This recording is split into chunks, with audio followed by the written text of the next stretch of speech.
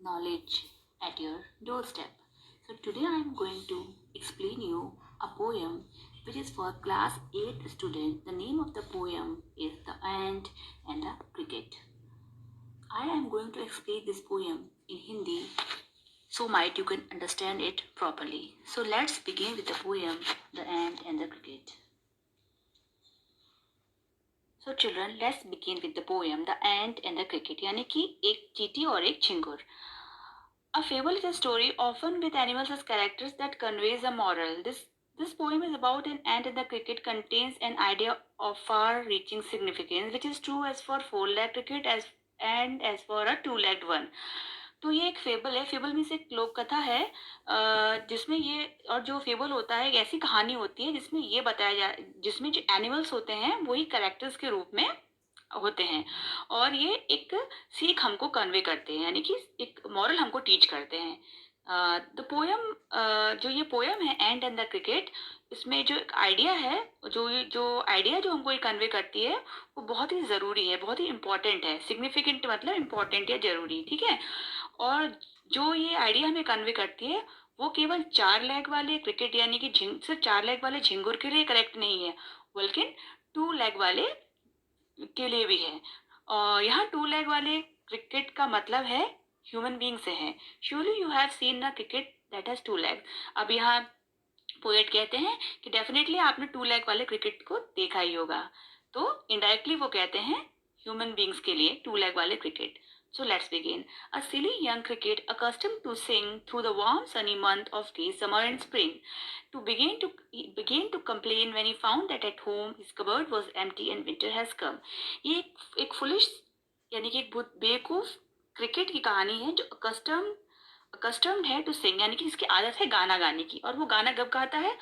पूरे समर की, जब खुशनुमा मौसम होता है, गरम समर वेदर होता है, खुशनुमा गरम गरम मौसम होता है उस समय, और स्प्रिंग सीजन में वो सिर्फ गाना ही गाता है. और begin to complain when he found at home his cupboard was empty and winter has come. और कंप्लेनिंग शुरू कर देता है किस सीजन में? विंटर सीजन में, जब वो पाता है कि उसके घर में तो उसकी कबर्ड जो है वो तो बिल्कुल ही वैकेंट है, बिल्कुल ही एम्प्टी है, खाली है, उसमें खाने के लिए एक टुकड़ा तक नहीं है. Not a crumb to be found on the snow covered ground, not a flower could be see, not a leaf on a tree. और क्योंकि जैसे कि विंटर सीजन आ चुका होता है तो उस सीजन में एक छोटा सा रोटी का टुकड़ा भी अवेलेबल नहीं होता है, पीस ऑफ ब्रेड भी कहीं अवेलेबल नहीं होता है.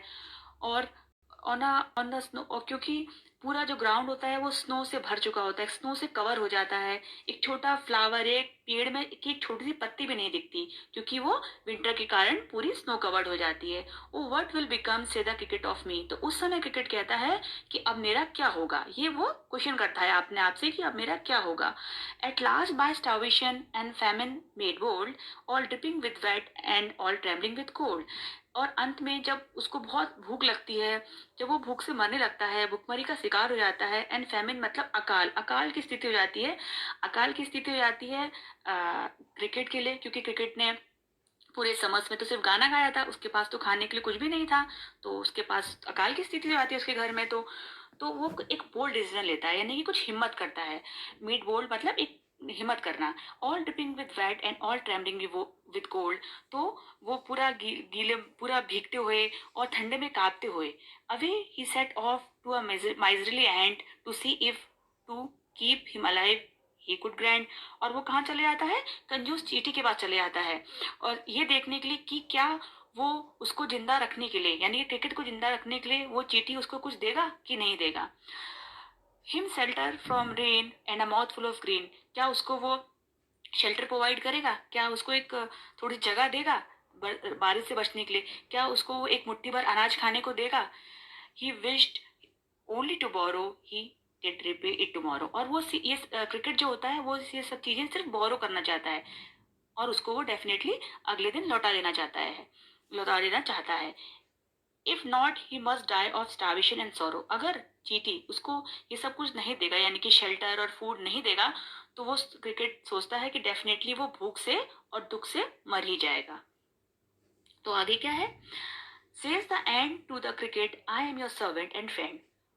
तो जो एंट होती है वो क्रिकेट से बोलती है, जो चींटी झिंगुर से बोलती है कि मैं तुम्हारी नौकर हूँ और तुम्हारी दोस्त हूँ, but we ants never never borrow, we ants never lend. लेकिन हम जो चींटियां होती हैं ना तो कभी कुछ कुछ बोरो करती हैं यानी कि उधार लेती हैं, और ना ही उधार लैंड्स मतलब उधार देना, ना उधार देती हैं। But tell me dear cricket, did you lay nothing by when the weather was warm. लेकिन क्या तुमने कुछ भी कलेक्ट नहीं किया? डिड यू ले नथिंग मतलब तुमने कुछ भी जमा नहीं किया जब वेदर एक अच्छा वार्म वेदर था? Coat the cricket, not I. तो इसका जवाब देते हुए क्रिकेट बोलता है, नहीं मैंने नहीं किया। My heart was so light that I send day and night. मेरा हार्ट मतलब मेरा दिल इतना हल्का, इतना खुश, इतना प्लेजेंट फील कर रहा था कि मैंने सिर्फ दिन और रात गाना ही गाया। For all the nature looked gay, you sang sir you say. जब पूरा नेचर यानी कि पूरा आपका जो नेचर है बहुत जब अच्छी लग रही थी, खुशनुमा लग रही थी, उस टाइम आपने सिर्फ गाना गाया सर, ऐसा आप कहते हैं? गो देन से the end and dance the winter away.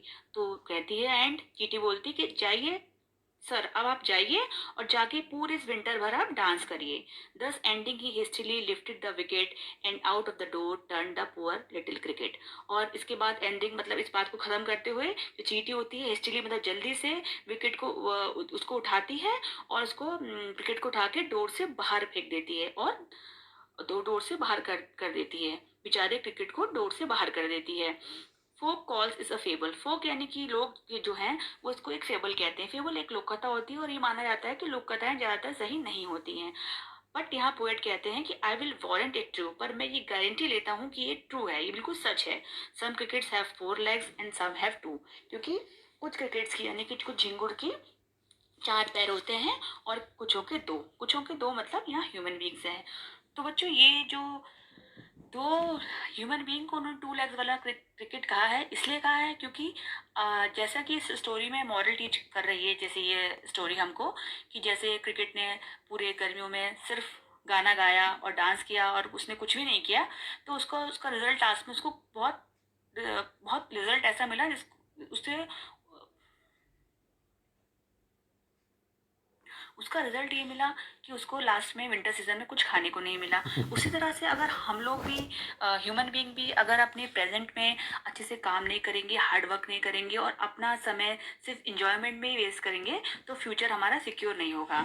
इसलिए ऐसा कहा भी गया है, if we will enjoy today then we will surely suffer tomorrow. यानी कि अगर हम लोग सिर्फ इंजॉयमेंट ही करते रहेंगे प्रेजेंट टाइम में तो हमारा फ्यूचर सिक्योर नहीं होगा। तो थोड़ा इंजॉयमेंट के साथ ज़्यादा हार्ड वर्क भी ज़रूरी है। तो इसीलिए वो जो पोएट है उन्होंने बोला है कि ये 4 legs वाले क्रिकेट और 2 legs वाले क्रिकेट इनडायरेक्टली हमको ह्यूमन बींग्स के लिए बोला है, दोनों के लिए ये स्टोरी सही है। तो children, if you like the explanation of the my poem, so please subscribe my channel, press the bell icon for the notification, and I will meet you in my next chapter. Till then, goodbye, take care, and thank you.